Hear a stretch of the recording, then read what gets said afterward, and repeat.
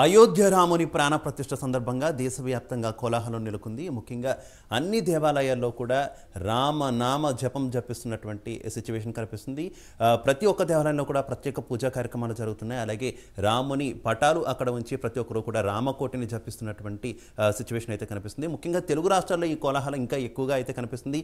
అయోధ్యకు వెళ్ళలేని ప్రతి ఒక్క భక్తుడు ఇక్కడి నుంచి ఆ రాముని తమ హృదయంలో ఉంచుకొని మరి కొలుస్తున్నటువంటి పరిస్థితి. ఒకసారి మనం తెలుగు రాష్ట్రాలకు అలాగే దేశానికి ఆధ్యాత్మిక కేంద్రమైనటువంటి తిరుపతికి వెళ్దాం. తిరుపతిలో సిచ్యువేషన్ ఏ రకంగా ఉంది, తిరుపతిలో రామనామ జపం ఏ రకంగా జరుగుతుంది, తిరుపతి వాసులు ఏమంటున్నారు తదితర అంశాలకు సంబంధించి మరింత సమాచారం మా కరెస్పాండెంట్ రాజు లైవ్ ద్వారా అందిస్తారు. రాజు, ఏంటి అయోధ్య రాముని ప్రాణ ప్రతిష్ఠ సందర్భంగా తిరుపతి నగరంలో ఏ రకమైనటువంటి శోభ సంతరించుకుని ఉంది? మొత్తం మీద దాదాపు 134 ఏళ్ల భారతీయుల కళ మరికొద్ది గంటల్లో సాకారం కాబోతుంది. అయోధ్యలో రామ మందిర ప్రారంభోత్సవ వేడుకలకు సర్వం సిద్ధమైనటువంటి నేపథ్యంలో రామలల్ల ప్రాణ ప్రతిష్ఠ మహోత్సవం మరికొద్ది సేపట్లో అంగరంగ వైభవంగా జరగబోతోంది.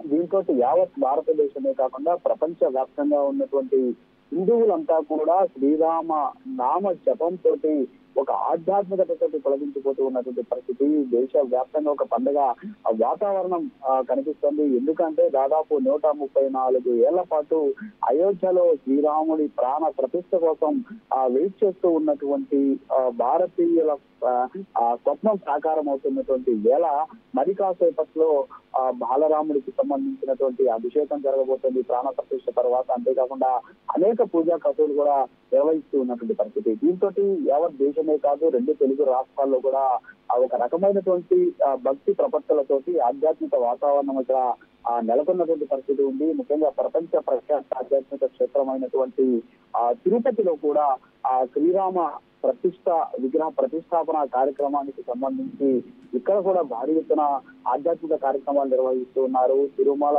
టీటీడీ ఆధ్వర్యంలో ఇప్పటికే దాదాపు 1,00,000 లడ్డూలను అయోధ్యకు వచ్చేటటువంటి భక్తులకు పంపిణీ చేసేందుకు తిరుమల నుంచి తీసుకొచ్చి తిరుపతి ఎయిర్పోర్ట్ నుంచి ప్రత్యేక విమానంలో అయోధ్యకి కూడా తీసుకెళ్లినటువంటి పరిస్థితి. ఇక తిరుపతిలో ఉన్నటువంటి దాదాపు అన్ని వైష్ణవ క్షేత్రాల్లో కూడా శ్రీరామ నామ జపం అనేది అఖండ పారాయణం చేస్తూ ఉన్నటువంటి పరిస్థితి కనిపిస్తుంది. మరోపక్క ఇక్కడ ఏదైతే కేవలం ఆలయాల్లోనే కాకుండా చాలా చోట్ల అన్నదాన కార్యక్రమాలు కావచ్చు, అంతేకాకుండా బాలరాముడి విగ్రహానికి సంబంధించినటువంటి ఫోటోలను ఏర్పాటు చేసి అన్ని సర్కిల్లో కూడా పెట్టి అక్కడ ప్రత్యేక పూజలు చేస్తూ టెంట్ వేసి అందరికీ కూడా అన్నదానాలు చేస్తూ ఉన్నటువంటి పరిస్థితి. మొత్తానికి హిందువులకు సంబంధించి ఒక గొప్ప పండుగ వాతావరణం జరుగుతూ ఉన్నటువంటి నేపథ్యంలో 2 తెలుగు రాష్ట్రాల్లో కూడా ఒక రకమైనటువంటి ఆధ్యాత్మికత ఒకసారిగా అందరిలో కూడా పులకించిపోతూ ఉన్నటువంటి సిచ్యువేషన్ అయితే ఉంది.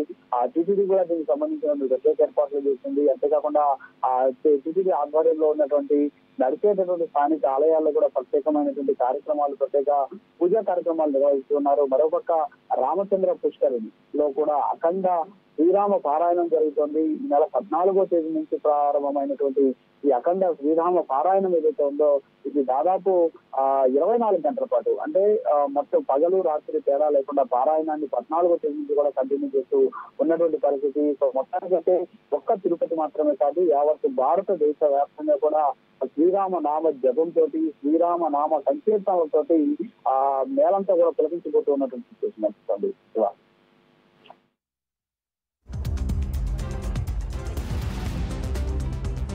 इस वक्त